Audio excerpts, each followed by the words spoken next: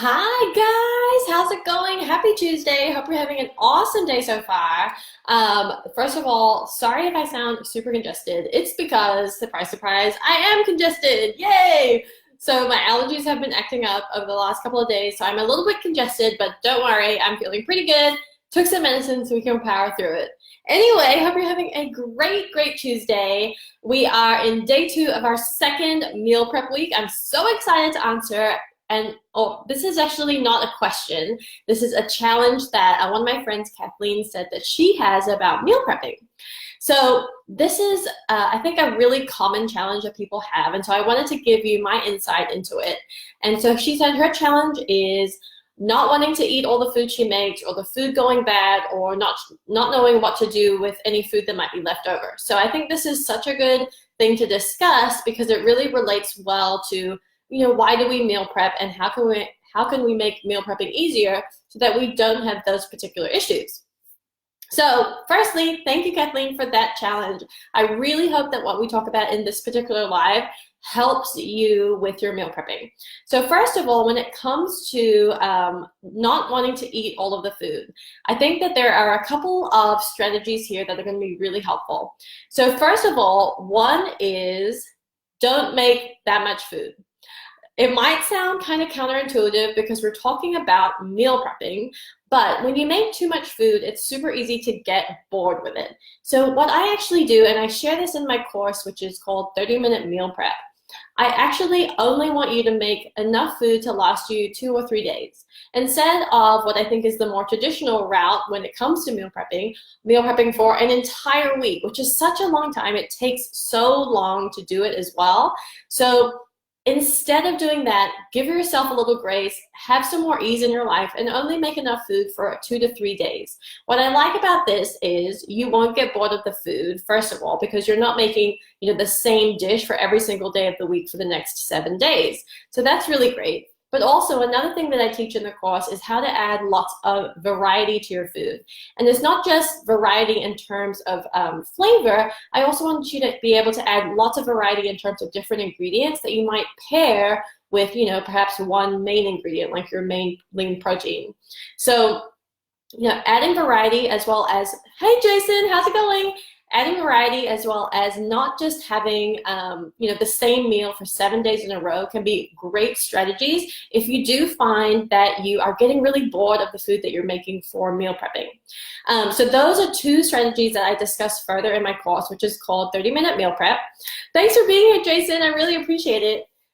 So I think that that's super important. But also, if you find that you just have too much food that you've created for the week, remember that most people have a freezer. And what I love about freezers is that you can usually package all of that leftover food into one container or into a Ziploc bag or some kind of resealable bag, and that becomes a great, really quick meal for later on in the next month, perhaps. So instead of letting that food go to waste, and it could be a variety of reasons why you don't finish the food that you've made, like, you end up traveling, you go out of town, or different things like that. Just freeze it, put it in your freezer, label it with what it is that's in the container. That's really important. You don't want to forget what's in there, as well as the date that you put into the freezer. And then later on in the week, when perhaps you know that you don't have enough food in your particular meal prep, or you come home from traveling, you have something in the freezer that you can thaw and quickly reheat so that you stay on track with your healthy eating goals, and you're also using up the things that you put in your freezer. So I think that is a really great option that we all need to remember.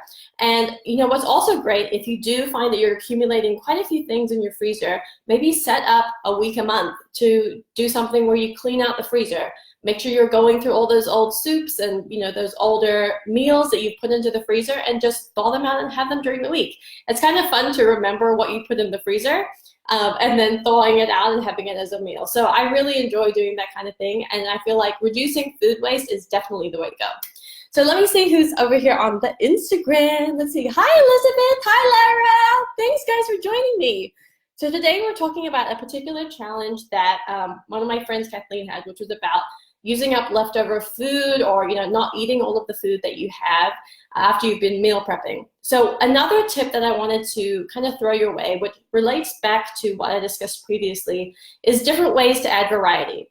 And there's a lot of different ways to do this. Obviously, you can add lots of different homemade sauces, or you can add spices and herbs. I love adding, either fresh or dried herbs. They are awesome additions to pretty much any meal. But also, I wanted to let you know that you don't have to make your own sauces. There are lots of delicious and healthy sauces that you can buy at the store. And I think that oftentimes we just gravitate maybe towards the ones that are less healthy, or we think that adding variety to our food needs to be really complicated.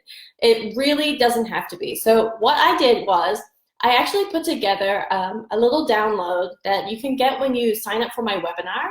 So I have a webinar which is called My 3 Keys to Meal Prep Like a Pro. So meal prepping, I firmly believe that meal prepping is a skill that you can improve upon and, just like with any skill, get better at over time. So I wanted to be able to have this webinar to show you guys for free exactly how easy it is to be able to accomplish a really quick and efficient meal prep and not feel stressed out about it. So in my webinar, which I have 2 of them this week on Wednesday and Thursday at 1 o'clock Central Time, for everyone that's in the webinar, they get a free download, which is my 5 best healthy store-bought sauces. So there are so many sauces out there at your grocery store, but the key is to find the ones that not only add a lot of flavor, but also are really good for you. So I just put together a list of my top 5, which are going to be so helpful to add lots of flavor, not necessarily a lot of calories, but still be delicious for pretty much any meal and any ingredient that you're creating. So make sure you go ahead and sign up for the webinar. Once again, it's called My 3 Keys to Meal Prep Like a Pro.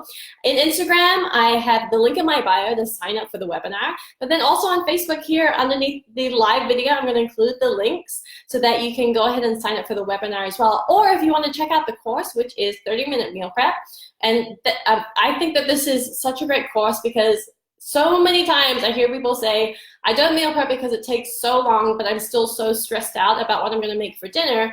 So they inevitably end up getting takeout and they feel terrible because it's not the right food for their bodies and they just feel lethargic. You don't have to live like that. I'm a firm believer that meal prepping can be a real solution.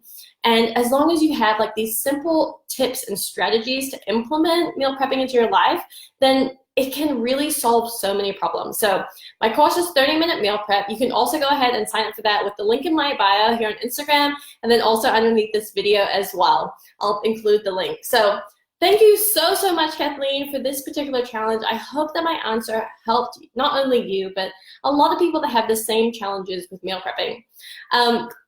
Please, guys, let me know if you have any other questions about meal prepping. I definitely want to answer your questions. Since this is our 2nd week of meal prep week, let me know what really bothers you. What do you really struggle with? What really just irritates you about meal prepping? How can we make it easier? Let me know in the comments. I really want to answer your questions and show you how easy it is to make meal prepping quick and efficient and simple in 2020, so you don't have to stress out about it, especially after you come home after a long day of work or school or running errands, the thousands of things that we have to do every day. Food and your meals do not have to be something that you worry about. So let me know in the comments if you think of any questions or concerns. I want to help you, and make sure you have an amazing Tuesday. I will talk to you tomorrow for another live at 12 o'clock Central Time. Okay, thanks to everyone on Facebook. Thank you, Jason. I will see you later. And